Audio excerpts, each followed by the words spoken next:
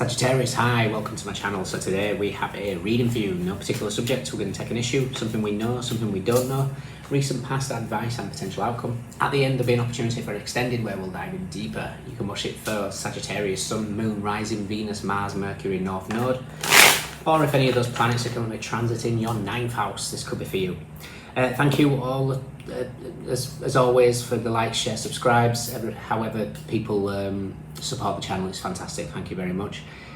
Cross watchers, you're more than welcome. All the information's in the description box. Private reads are open again briefly for the next sort of 10-12 days while I'm settled in one place.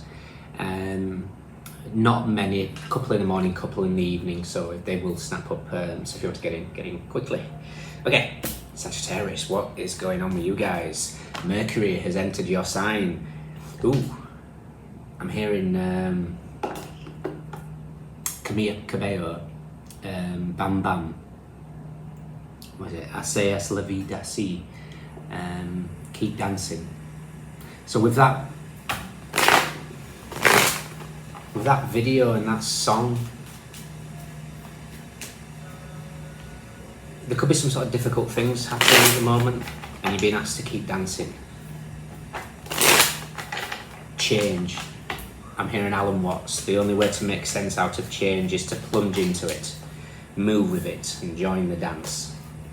So let's see. One more.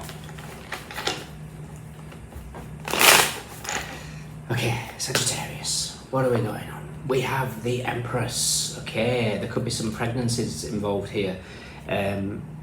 This could be situations with mothers or divine feminine energy. This could be just you in an abundance of creativity. Venus has moved into the sign of relationships now.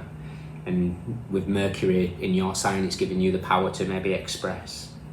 So let's see, what do we know? What don't we know? Recent past. Advice.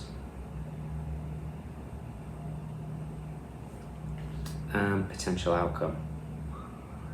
Okay, whatever you're deciding, you're going to disappoint somebody. I get the impression here there's undoubtedly there is some sort of commotion that's happening in possibly your relationships. It doesn't have to be in your relationships, but it feels like something feels strained. And the reason why it feels strained is because there's something that doesn't quite add up. Say for example, bottom of the deck we have the Chariot and the Four of Cups. You could be dealing with a Cancerian. We've got Cancer and then Moon in Cancer. It doesn't have to be, but there's a very strong energy of, and again, Cancer is the home life. It's 4th house, ruled by the mother. So this could be something to do with the mother here. Doesn't have to be. Interesting, I think Saturn's in your 4th house as well, or at least it's done its journey in the 4th. I could be wrong. I'm trying to base it off memory here. Okay, this feels like you might be going through an assessment of relationships in general. Doesn't have to be relationships, but there's a need to assess who you are. I'm jumping ahead. The recent past, we've got the Queen of Swords. Queen of Swords, we've got the green flag, we've got the red flag.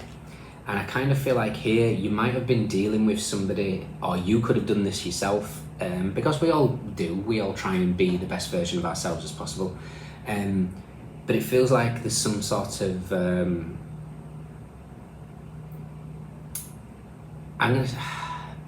we can only put on a show for so long.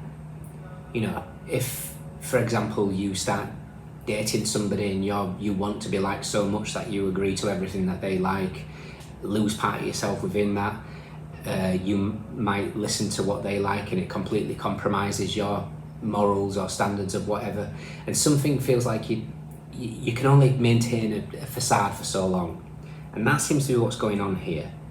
And I believe you're going to be looking at your relationships as a whole because of this. So we've got the Empress. What we're aware of is the 10 of Cups. Now the 10 of Cups could be indication of family. It could be, again, mother connection here.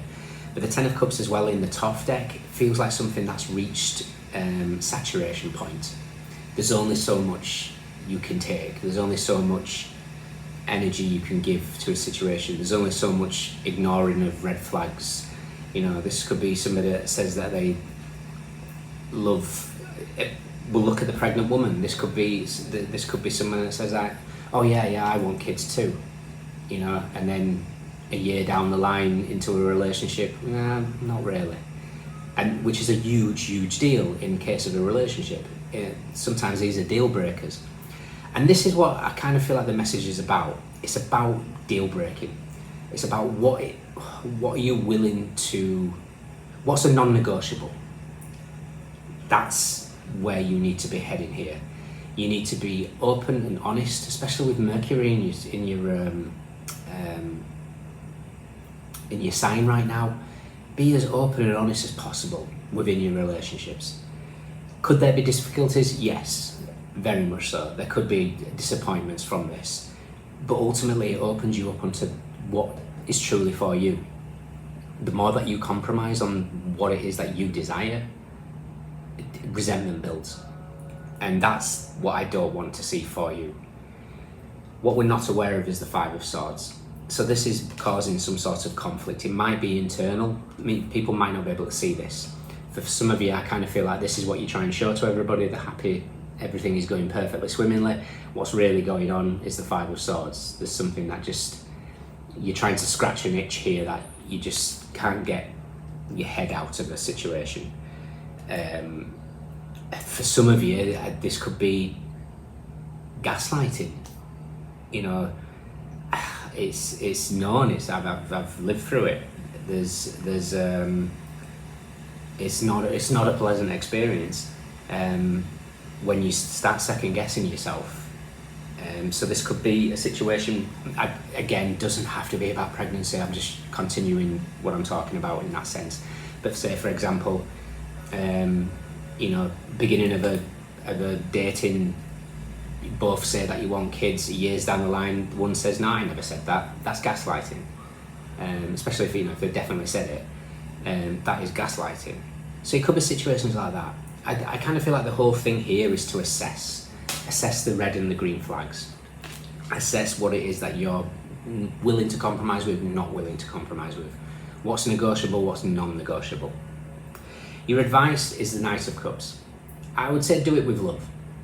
You know, sometimes that, you know, we can love something, but it's not right for us. And I think when you lead with compassion, like the Knight of Cups is asking here, it's asking you to just do just that. And what it's going to do is open you up to more future love. The outcome is the Five of Cups, and it is a card of disappointment, but for me it's also telling me the time. The time is now, basically, because the Five of Cups is Mars and Scorpio, which is where we are. We're at Mars and Scorpio now, so we've got that ability to communicate our deepest, darkest aspects, because Mars, in the energy of death, Pluto, is able to come forward.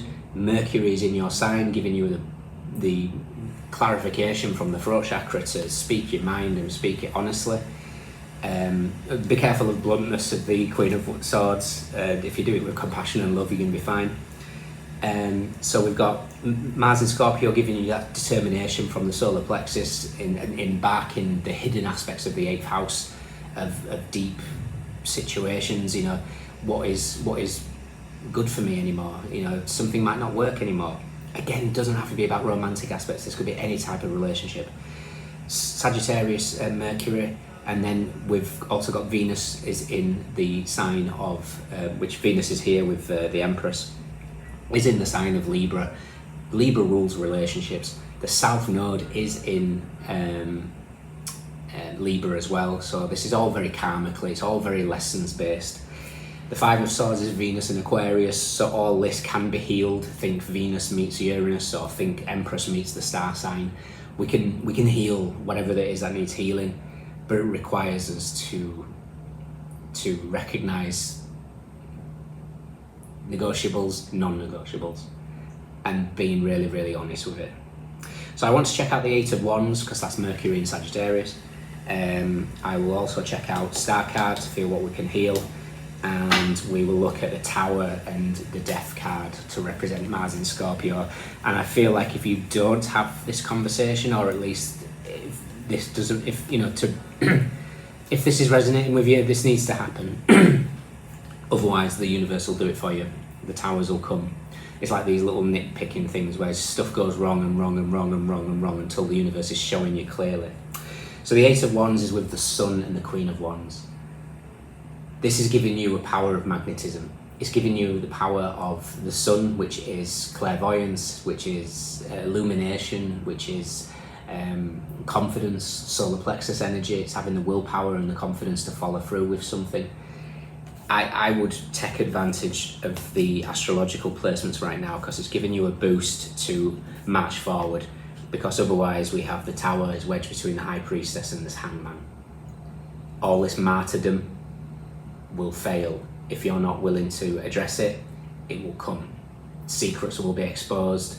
Things will come to the surface. Three of Swords straight afterwards. And then we have Justice is with the Nine of Swords and the Hierophant. Sagittarius, I kind of feel like you are being pushed towards a higher level of emotional attainment with people and situations. For example, if you are extremely spiritual and the people around you are not, that will become more and more apparent. And you need to keep...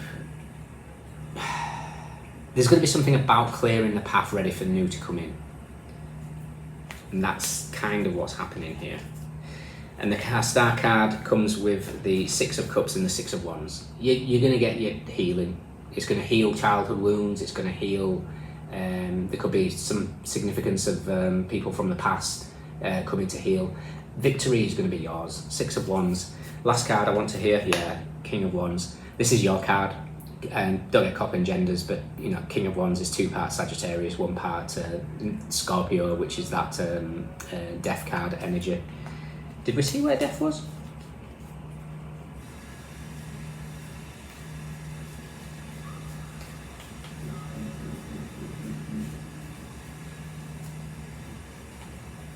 Death is with the Fool and the 3 of Pentacles. There's Alan Watts again with embracing change. My apologies, it's so hot in Mexico right now and it's sweating. So Death is with the Fool and the 3 of Pentacles. This is changes that are happening behind the scenes. Like I said, the only way to make sense is to dive in.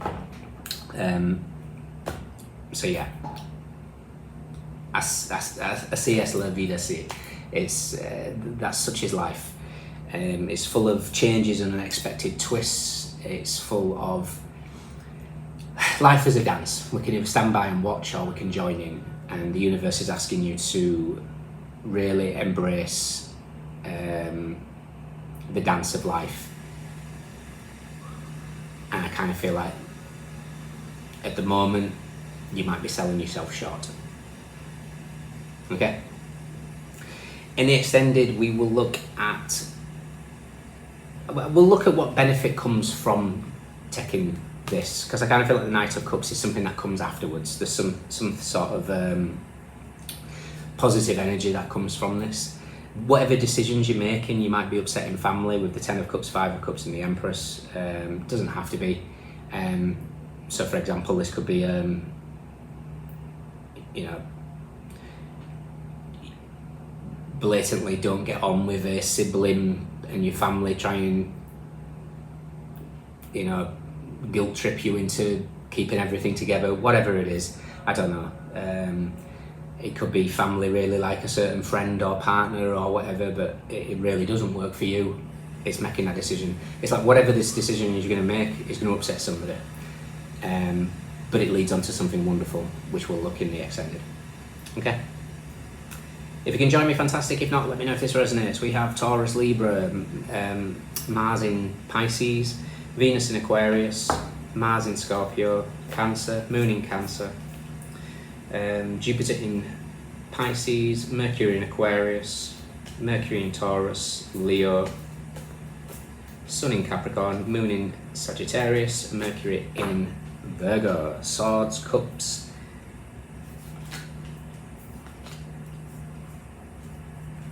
Swords and Cups, Pentacles, ones eventually. Everyone's here. Those are your standouts. Take care. See you soon. Bye.